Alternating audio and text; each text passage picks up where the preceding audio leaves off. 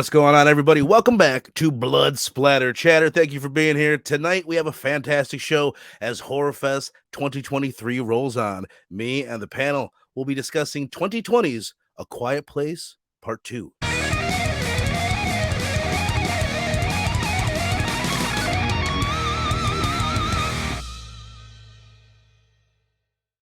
What is going on, fellas? Again, thank you for being here. We're talking A Quiet Place 2 tonight. We have a fantastic panel. Mr. Nick, Comic Culture in the building. What's up, brother? What's going on, dude? Thanks for having me. Loving this panel because I think we did the first one and now we're gonna do the second one. This is so cool, dude. Glad to be here. Exactly, man. Hell yeah. And to round out the trio, Mr. Lynk in the house. What's going on, brother? I'm hoping my echo's not too bad, but other than that, I'm doing good. It's perfect right now. Hell yeah, man. I'm really excited to do this. Nick, as I keep saying every time I have you on, I'm finding movies that I think, okay, this one's appropriate for Nick. I knocked it out of the park with the first A Quiet Place, kicked you right square in the dick with the Invitation. You gave it a D, I believe, which is fine and respectable. But I figure, all right, let's ease him back in. I know how to work you. And I got you back for A Quiet Place 2. I'm sure you're not going to hate it. I doubt a D is in our future for you. No. A D's not in the future. Yeah. But you know how to work me for sure. Yeah. Perfect. Doing a little research looking into this, I'm like, I kept on seeing, damn, 2020. And I was like, I don't feel like this came out in 2020. And that's because it didn't. Like, it's labeled as 2020 because it debuted at certain festivals in 2020. It was supposed to come out in March, right before the pandemic really kicked in. So at first, they delayed it 2 weeks. We all remember that. And then it got pushed back a month, and it just kept getting pushed back and back. Finally, it didn't come out until, I think, spring of 2021. Yeah, May 28th, 2021. They did really good. Obviously, the first movie, big success. It had a $17 million budget. Don't quote me on the numbers, but it was a much bigger budget for this one, between 50 and 60. And it still crushed it. Even in the pandemic, it made over 250 million.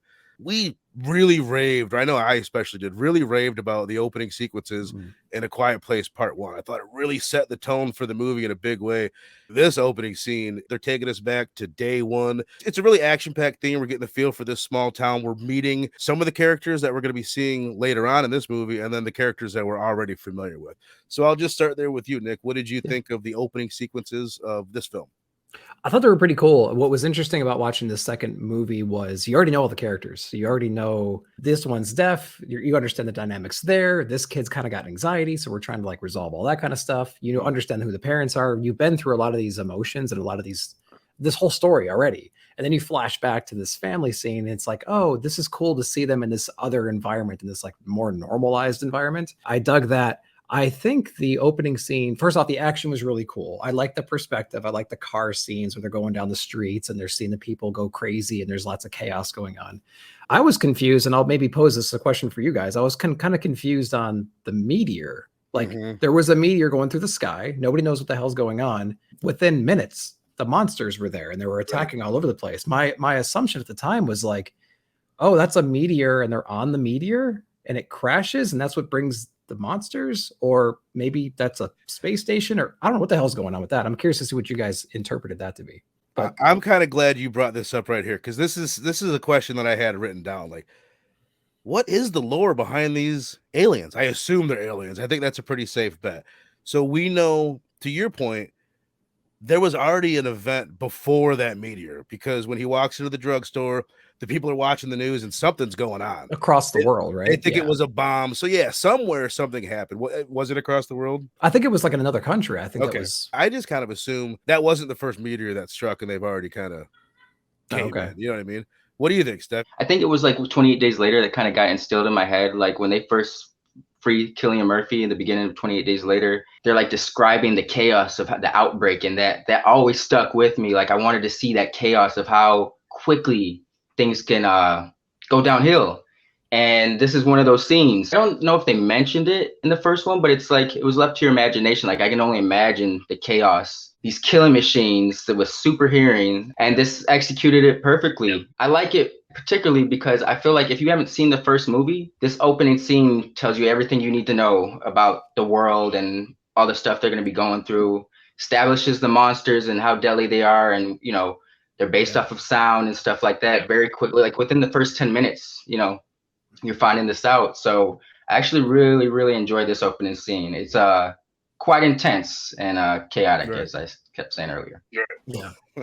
Hell yeah, no, I couldn't agree more with both of you, man. Like, there's a lot of good action sequences in the first one, but there's nothing like this. When No. Emily Blunt's driving the car backwards and the way that the alien is creeping out of the bus and coming at her, it's just, I mean, I can only say how many times how impressed I am with John Krasinski as a director. Like, I think he's fantastic. He creates a real special vibe and unique vibe in these movies. But then the other thing is that he wrote this movie, and he had co-written the first one with two other dudes, and they kind of came up with the story, and John Krasinski punched it up and rewrote it, from what I understand. Yeah. They didn't want to come back and do a sequel. They didn't see it as a franchise, and they wanted to go do their own original ideas. So he wrote this movie by himself, and to me, like, it's even more impressive. Like, the first time, or not the first time, when I was just watching this movie again and, like, you know, really studying it and trying to break it down for this episode, after the first opening sequence, I'm really impressed by the action, but I'm thinking back to how impressed I was by the writing in A Quiet Place 1. And I remember, like, one of the things that impressed me so much was, oh, this opening scene, the death of Bo, reverberates through every scene in the movie. I'm like, oh, that's such good writing. And then by the end of this movie, I'm like, well, the opening scene in this, it's action packed and it's cool, but it doesn't do that. Then by the end of the movie, I realized, oh shit, it's the end scene of the last movie when Lee dies. That's the one that reverberates through every scene in this movie, and it carries over the themes from the last one. It's like, John Krasinski, you're a fucking genius. You know what I mean? Like, he's a really great writer, just the way he holds the themes and he cares about the characters and clearly the actors. But he shows it here in the opening sequence. Then it takes us right to when the last one ended. Family now, they're minus the father. They head out on their own. I love the bit where they go further than the path of sand that was laid out, that trail. Yeah. Like, this is them going into the unknown. Shortly after that, Marcus, the son, he steps on a bear trap. He's all messed up. They're using the technology that they learned about from the last one. They kill one of these things. It's super dope, and we get introduced to Cillian Murphy's character. We saw him in the opening scene. He's going to be one of the big stars in this movie. I guess I'll just start there. Like, what do you guys think? If you want to throw anything on the bear trap scene or any of that, or just what do you think of the addition of Cillian Murphy to the cast and what's happened up to this point in the movie? I loved it. I'm a big fan of Cillian Murphy personally. Once again, 28 Days Later was a catalyst for a lot of my love for him. Anything he's in, I think he does a fantastic job. And I think that it's kind of echoed his role in 28 Days Later. I'm not trying to go back to that, but it's like he woke up, you know, he was kind of alone. He found a surrogate family in the girls and Brendan Gleeson's character, Naomi Harris. Same thing in this one. He lost his family. He found a surrogate family in Emily Blunt and the kids. And he's just fantastic. That sequence where he's like watching them through the scope, it almost looks like he's going to pull the trigger at one point. But then it's like when the creature comes, I'm thinking, okay, maybe he's going to take a shot at the creature for them. Doesn't do that, but that's okay because they had it handled. Emily Blunt is like one of my favorite actresses. Just proves like what a badass she is. Like, you got to keep in mind, she just lost her husband. This is hours after she's lost her husband. She just given birth to a new child. Her kid's ankle in a bear trap. It was just a tense scene because it's like, I felt her, bro. Like, she's doing the best. I said this in the first movie, but she's even doing it more in this movie. It's like, I really felt for it because I don't want to say I would have given up, but there's a lot of moments in this movie where I was trying to put my place in her shoes, and I was like, man, she's a trooper. She got a lot working against her, and she just didn't give up. Just a very badass woman. Both great actors. She owes a world of debt to the veins in the middle of her forehead. Like, you know what I mean? Like, you see her in other movies. When she's in Mary Poppins, she doesn't have those veins. You know what I mean? But you could tell, like, she's emoting. This is one of the reasons why, and this isn't true for all horror movies, but you can go to places in a horror, you're required to go to places in a horror movie that most genres don't require you to go. And it's not always done the best. Oh my God! Somebody help the people! Because it's not always the best actors and actresses that want to do these movies. But when you get someone of this caliber in one of these movies, you can really see like what the potential is. What about you, Nick, on just the opening scene and the addition of Cillian Murphy? I think it was great. There was a confusing moment though, I think, where the daughter was on the grain silo thing, right? And she's lighting the fire and she's scribbling notes, and she sees the fire across the horizon, right? And I think that's where they're going to meet Cillian Murphy's character. I think it's their way of communicating. Now, it wasn't quite obvious what exactly that communication was trying to say, because I think she's just trying to see if he's still there. Like, I think that's the objective. Like, that's the base objective, right? Just to see if those people are still around in the areas. Well, that's what. Why is he lighting his fire if he doesn't want anyone to come to him? If he's trying to be in hiding, I don't know. And I think. See, I thought maybe when she was lighting it during that particular part of the day, that was a different signal than at night or something like that. Maybe they set up some kind of thing and they all knew each other. What we're going to find out here soon is like they didn't really know each other. I'm still trying to think if Emily I'm going to call her Emily. If Emily and the family knew that was him. I don't think they did, because there's a conversation about this, but like they obviously went to a place where they knew a human was. Right. And they later find out that it's this guy that they knew from the beginning. And that's what draws the whole front end of this movie together. But anyway, be that as it may, there's a lot of cool things happening in the scene. To Steph's point, man, she is a trooper. She's got the most like vulnerable child in the world, right? Just being born. So that thing is a complete mess. She's got a daughter who's deaf, who can't hear any threats coming. And now she's got a son who is capable and able, because we've seen it throughout the movie. But now he's got his leg in a bear trap. And it's like she's got the three most vulnerable people in the world with her right now. And she's in the crosshairs of some dude that she doesn't really know who he is. And we as a viewer don't even know his intention, because as Steph said, that crosshair goes from child to her to child to monster. And you're just like, holy shit, is he going to pull the trigger on one of these? Is he going to make a decision or not? And he doesn't do anything. So it leaves us really open as to like, is this guy a good guy or not? You know, and he's kind of an anti-hero in the very beginning. He becomes a hero throughout the movie, which I think is a cool evolution. I kind of like his decision to not do anything, because that's kind of who his character is right there. He's broken. He's given up hope. That's his whole deal in the movie, is that he's given up hope. I was thinking about the light thing. Like, I feel like maybe like him and John Krasinski, they kind of established that they kind of communicated somewhat, but maybe not the rest of the family. And I feel like that was like a last resort type of situation where he's like, I light the fire, I'm letting you know I'm coming your way.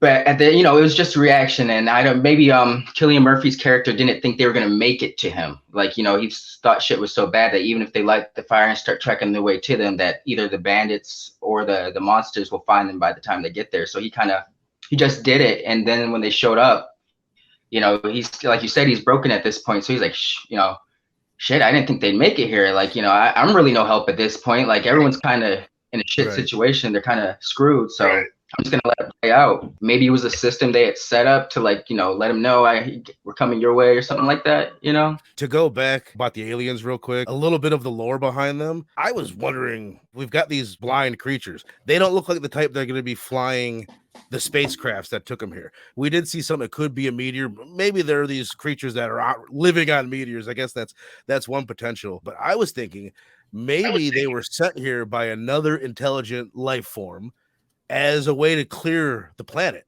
You know what I mean? They just send them ahead of time and they come a couple hundred years from now, because it doesn't make any sense that these creatures are building spacecrafts and traveling the cosmos. It doesn't make any sense at all. I meant to say this earlier. John Krasinski had kind of given a little backstory into them. The meteor was essentially their home planet that blew up. They were just kind of on it as it flung through space, and part of it happened to come to Earth. They're just killing machines. They evolved to the point where they're damn near indestructible, and we're just kind of drifting through space, and they happened upon Earth, or a piece of it happened upon Earth. That makes way more sense, because and not only that, but it's less corny than where my idea would eventually go to. Because I was going to say, I don't want to get it to a Quiet Place 3 and then we meet the people that are really in charge of these things, because that's super duper corny. But we got the family. They're chilling at this, what is a steel foundry. There's 3 feet of concrete above their heads so they can live a semi-normal life in this area. And I really do. I love the relationship throughout the course of this movie between Reagan and Cillian Murphy's character. Basically, her idea is she's got this technology. They discover that there's this radio signal. They decode it, that it's coming from this island from beyond the sea. It keeps playing over and over on the radio. So actually, while I'm thinking of it, let's go ahead and pick this apart a little bit. Why the hell didn't they just get on the microphone? There's mics there. There's people there that can talk. They could have been like, hey, we're over here. Just come check us out. So either maybe I don't understand why they couldn't do that, or they only wanted a certain type of people. the people that were smart enough to figure out the code or whatever. But do you guys make anything of that before we move on? Did that bug you at all? Did you think about that? Like, what the hell? Okay, so if you think about it, totally plausible for someone to sit there at a radio station and just be like, "Hey guys, remember, you know that island just like to the east a little bit, just like hop on a boat. We're over here. Everything's cool. We're safe." Not hard at all. Yeah. It's not hard at all, and you can just do like shifts. You know what I mean? Like a DJ would, right? It's just like a radio station. But I wonder if it's because they only wanted a certain type of person, and they know that there's some bad. Well, they don't know there's bad people out there because day one they were the only 2 of 12 boats that made it, so they don't know all the chaos that's happening right now. Which, by the way, while you've brought that up, let me just say, Day One is the prequel that's coming out sometime in 2024.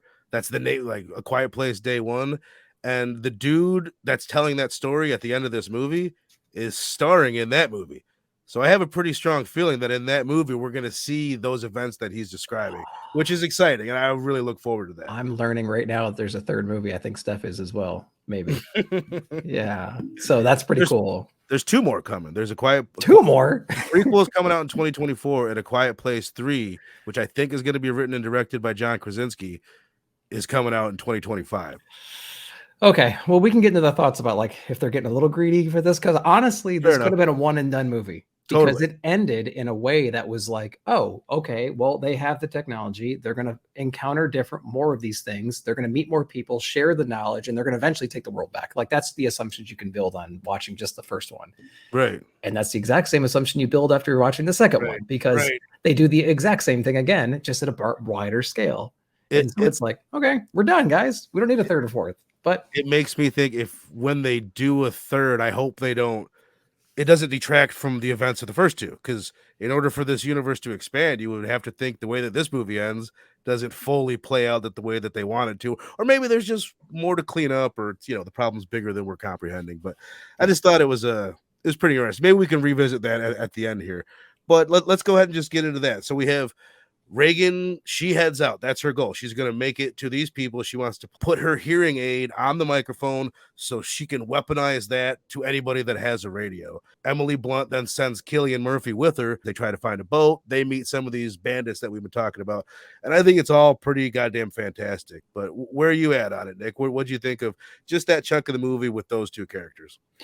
I like the relationship. I think that he is trying to play a father role because he just lost his family. And so he's got something to kind of live for and hold on to and protect. And it takes a little bit of convincing to get him in that mindset. But I think once he's there, he's all committed and he's more than willing to do that. I think the best part of their whole thing is when they find the boats, they meet the bandits, the trap is set, and it's his interaction with her that the way that they escape that situation. And I'll let you guys dive into that some more if you want to, but I think that's the best part of the movie, to be honest with you, is that whole scene. And so it's that whole callback dive. Exactly. So like that was like my favorite. I think that was my favorite part of the movie, to be honest with you, was that whole scene right there. And so yeah, I dug that part. It's one of the most memorable. We can get into this further, but after I finish this movie, it feels a little uneventful. For as good as I think the movie is, and as good as the writing is, there's not a lot that happens, because I would love for someone to sit there with a timer and time how much of this movie is just Emily Blunt walking slow with a limp, or someone closing a lid very slow. You know what I mean? This good chunk of the movie is just that type of scenes. But yeah, where are you at on it, Steph? Just what we're talking about here. I enjoyed their the bonding that the daughter of Emily Blunt and Cillian Murphy go through. She just lost her dad. He lost his kids day one. He's just lost his wife. I think they said it was like 11, 12 weeks ago. And so he's at this point where it's like, we've already said it. He's emotionally cut off. He's like trying to numb himself to everything going on. And it's like the family slowly chipping away at that, because first he's like, I'm sorry. Like, he doesn't even want to show his face when he first meets them. And then Emily Blunt realizes who it is. And then he's still like, yo, you guys got to go. There's not enough of anything. And she like shows the baby. And, that's like his first glimpse of hope. And then it's like the daughter goes missing. And it's like he knows Emily Blunt can't leave her son and the newborn baby. So it's like it's up to him, even though he just told him, like, you guys got to go. Like, so it's like he's really forced to kind of like open himself back up. But I feel like by the time they get to this point in the movie is like when he genuinely cares. He really does want to help the girl succeed in her mission. He wants to bring her back to Emily Blunt. You know, he's opened himself up once again. So I enjoyed this portion of the movie. I will say that yeah, you're right. It was uneventful, but there was still like for the most part, because the whole movie happened is because kid hurt his foot. The girl didn't listen. You know, that's where kind of like the catalyst of all the events of the movie spiral from is the kids. But you know, there's some cool world building. Like it was cool to see how the rest of society has handled the fallout. You know, there's some evil people out there and stuff like that. Because the first movie just focused on the family. You know, like that one household. But we don't know how the rest of the world in general really reacted to the situation. So we got that with this movie. That dock scene, some of the best. The suspense, that was such a cool little callback. You know, I was like, oh, you sons of guns. But yeah, this is really well done. I like it. Hell yeah, man. No, I love it, dude. You said something when we talked about A Quiet Place 1, Steph. You talked about how at the end of it, everyone's roles kind of have to shift because of the death of the dad. And we had mentioned at the time that it was like Emily Blunt kind of taking the dad's role. But then once this movie comes, it's really, she stays in her same role. And it's Reagan. It's the daughter that moves 100%. That's what a huge chunk of what this movie is her trying to fill her dad's shoes. They're like challenging Cillian Murphy, like, you couldn't fill his shoes.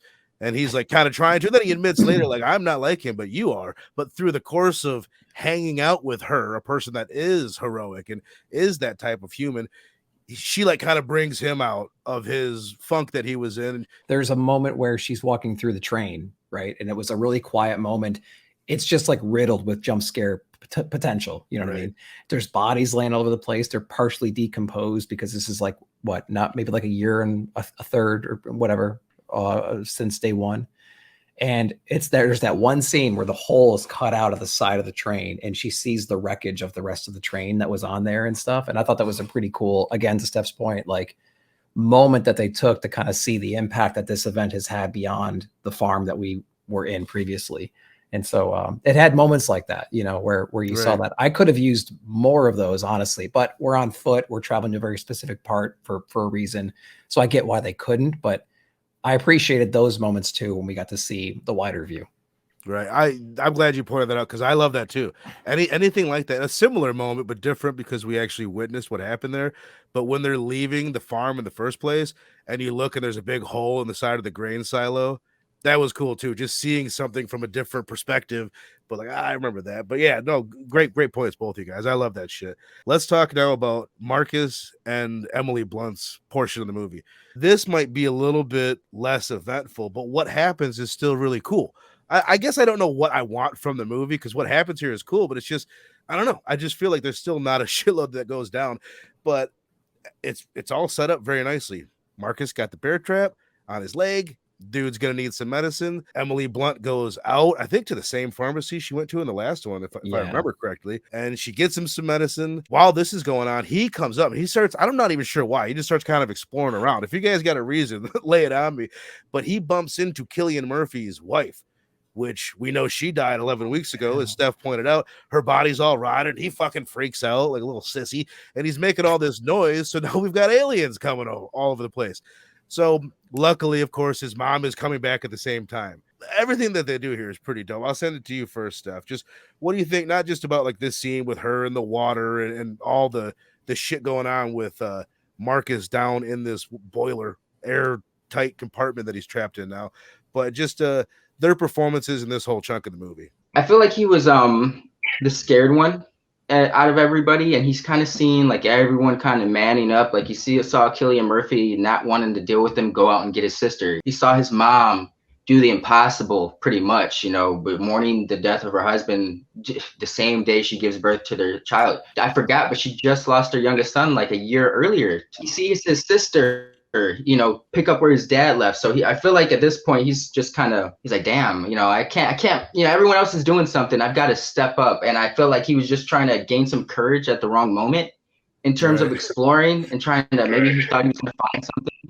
Young and dumb. Emily Blunt, once again, just badass. I love the scene where she's coming back to the gravesite of the kid on the bridge, the youngest son.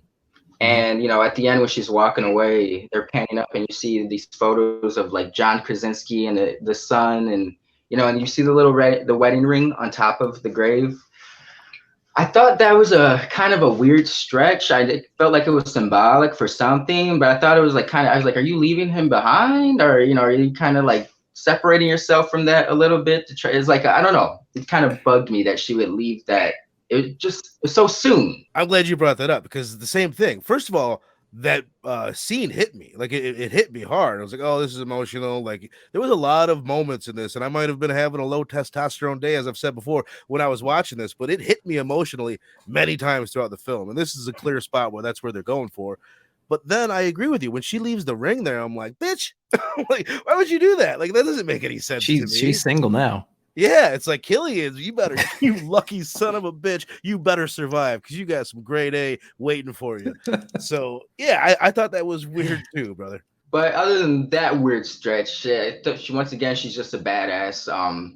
She's like a John McClane almost. Like she runs towards the danger, you know? It's like a Batman moment where it's like everyone's running away, she's running towards it. Like her initial reaction when she hears the creature is like she jumps for a moment, but immediately jets towards it. There's no her kind of hesitating, like trying to think of what she needs to do. She just darts right for the danger. So I love that mama bear ferociousness she has to her. It was a cool scene. In terms of the creature, the little fake out we had, where it's like she thinks the explosion's gonna do something, and we see the creature walk through the fire, and she's just like, oh shit. But she quickly MacGyvers her way out of the situation by shooting the water hose and creating the noise with the sprinkler. Emily Blunt probably had the less action-packed scenes, less of the adventure, I guess, but they still did very good with what they had to work with. I enjoyed it quite a bit. After when I first saw this, I was like, oh, going back to watch, I'm like, oh, that's the movie where Emily Blunt really shines. But it's like, she does shine, but she shines just as much in the first one. It's definitely Millicent Simmonds, the daughter, that she gets the biggest spotlight. She's the star of the movie and carries the film in a lot of ways. That's insane. Like for a character that doesn't speak to carry your blockbuster $60 million budget film with all these huge stars in it, you know, it's pretty damn impressive. Our story picks up, man. This is pretty dope. They make it to the island, and to me, I don't know if you guys are Lost fans, but this really gave me like Lost vibes, where it's like almost like they're peeling it back and like, oh my god, like there's a different world on this world. There's a totally different way of life that they didn't know still existed, where all these people are like without a care in the world until we show up and we ruin the whole thing. But that's exactly what happens. They get there. Dude says, yeah, go ahead. That's a brilliant idea. Take this hearing aid, save the world. Shortly after that, they see these aliens that they had gotten away from earlier that were trapped in a boat. That boat just happened to go adrift, show up on this island. So they just bring chaos and doom with them. Mass panic, shit gets wild. Dude gets killed, whose name I don't know, but he's the guy from Blood Diamond. You see him in the Guardians of the Galaxy movies. It's action-packed. And much like they did in the first one, and much like they do in all of the Avengers movies and all the big blockbuster movies, our characters are separated and they're weaving their stories together. They're cross-cutting them, you know? And the way that it builds up to when Reagan does finally save the day and her brother's reaction to the moment is awesome. But I won't say anymore. I'll send it to you, Nick, and just you tell me, what do you think of this chunk of the movie and I guess just the end of the movie in general?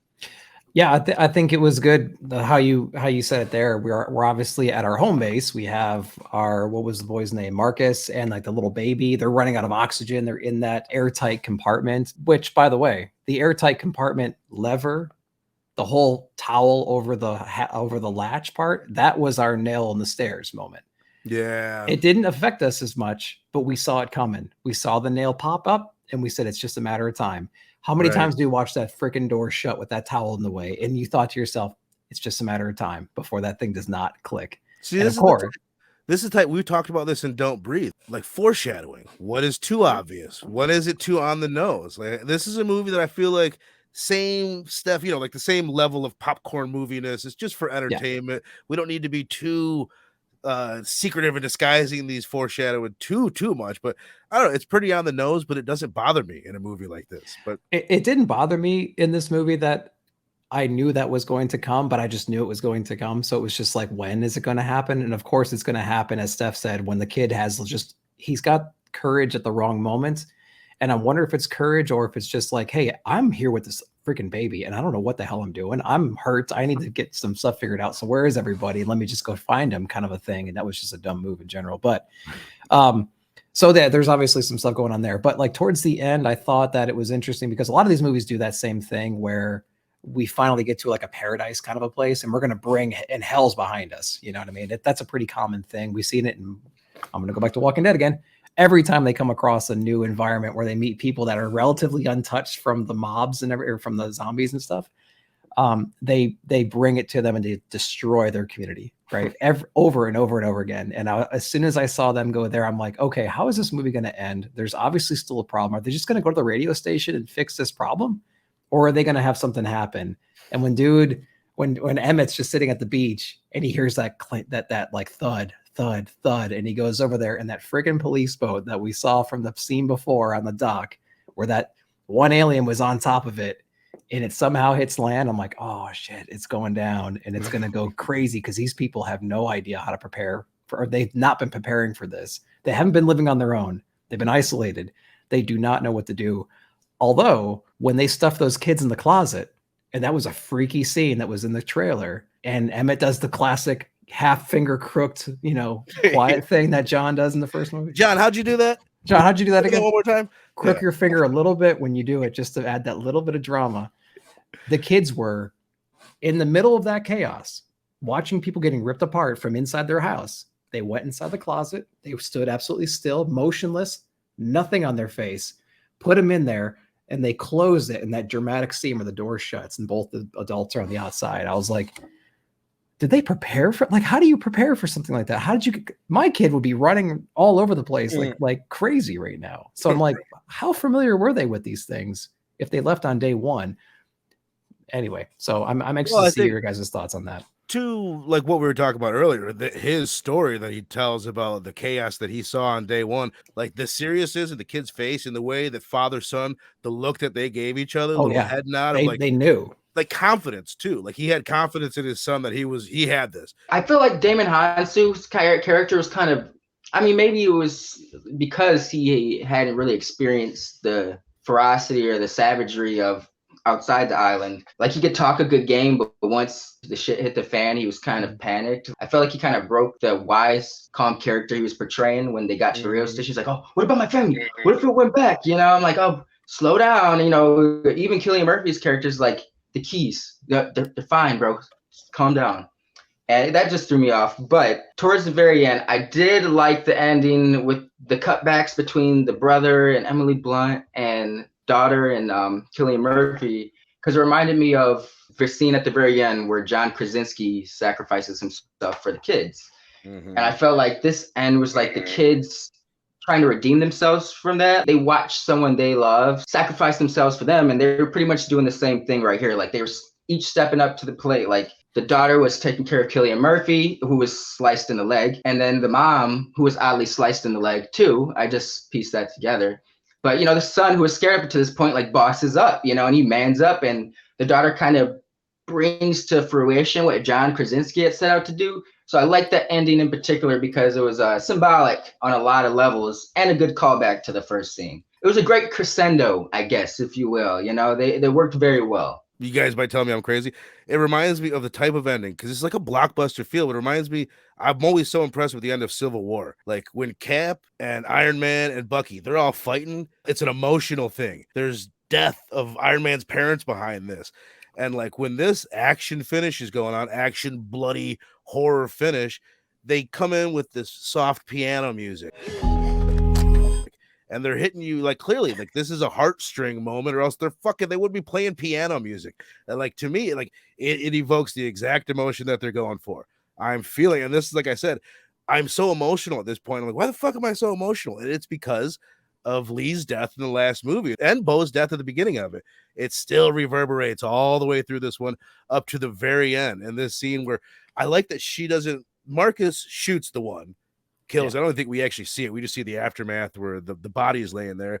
But Reagan comes up with like within feet of the thing, kills it, strikes it in the head and murders it, blood spraying on her face. And I don't know, even as I'm saying it, I'm like getting little goosebumps. Dude, it's so well done that it's really, really impressive. And as good as the ending is of the last one, I think I like this one even more because it's probably a little bit. Maybe we could try, but it's kind of harder to pick holes in. Like you could a little bit pick holes in the way that the ending of the last one went down a little bit, but this one's pretty tight. And yeah, I thought it was pretty badass. You guys have anything to add before we move on to the grades?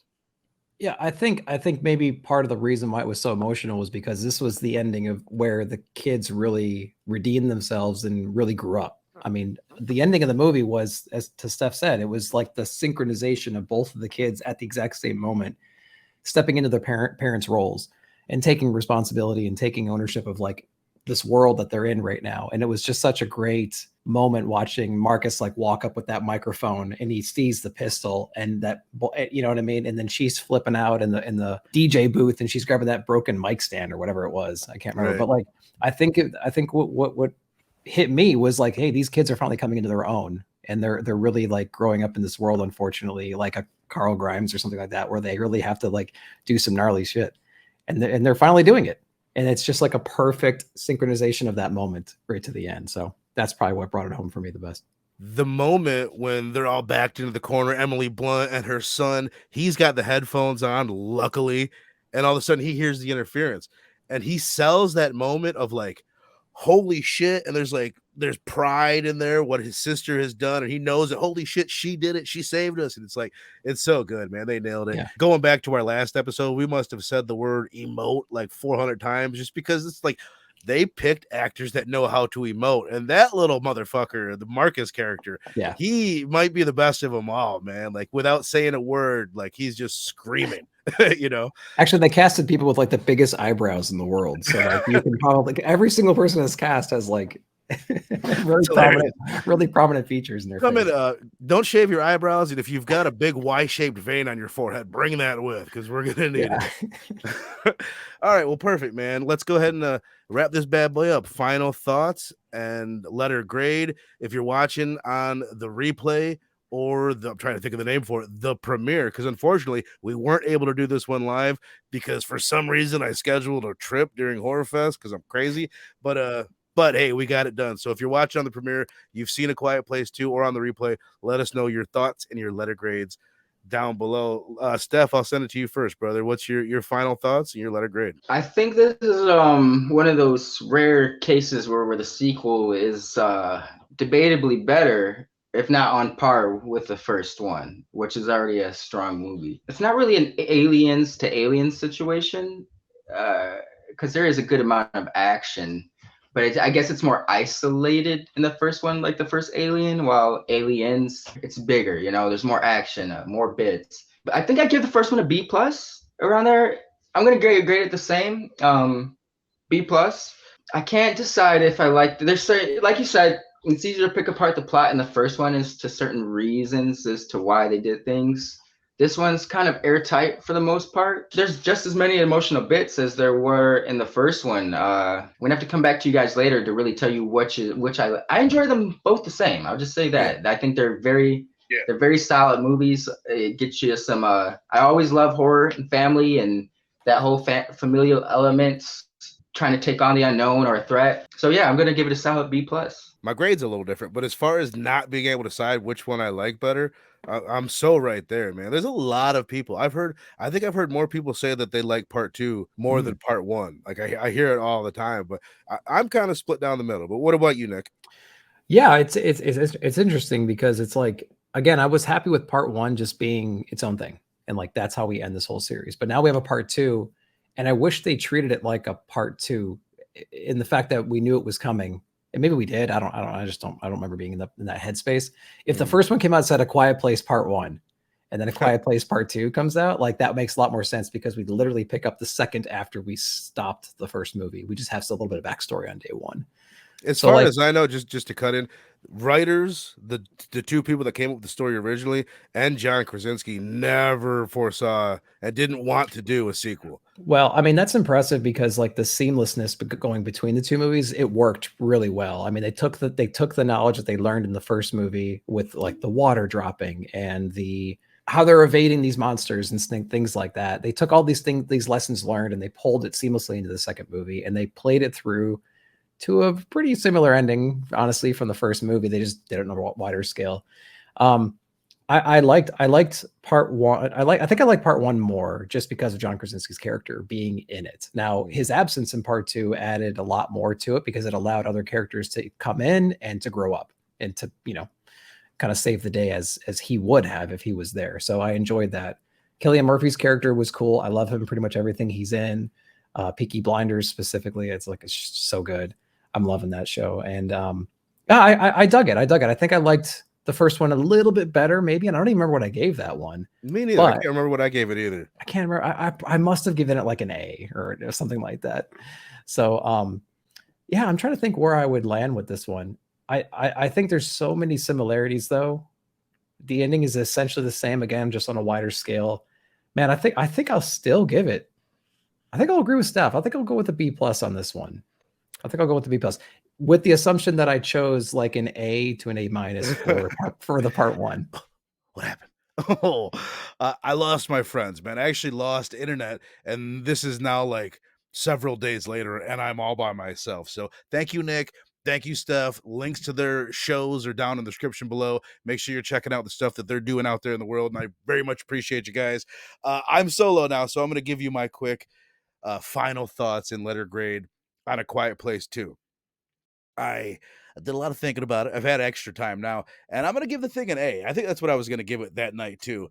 And after I decided that I was going to give it an A, I went ahead and looked and saw what I gave the first one. I gave that one an A too. So they're super close movies. This is what you hear. There's things that are done better in this movie, but I think the John Krasinski-ness of it, I like so much of the first one that it evens it out a little bit. But as I say this, I'm thinking that if you've been following the show, you saw that I just gave an A+ to Bride of Chucky and an A+ to The Blob. And I'm not changing those scores. Don't worry. But it's got me thinking, like, A Quiet Place 2 is a better movie in a lot of ways than both those movies. And I think a lot of you would probably agree. But I'm still very confident in the grades that I gave those movies because of the sleaziness of Bride of Chucky and The Blob. Not that they're extra sleazy movies, but they fit more in the horror genre than A Quiet Place and A Quiet Place 2 do. You know what I mean? This is definitely a horror movie, but there's a reason why it appeals to a more mainstream audience.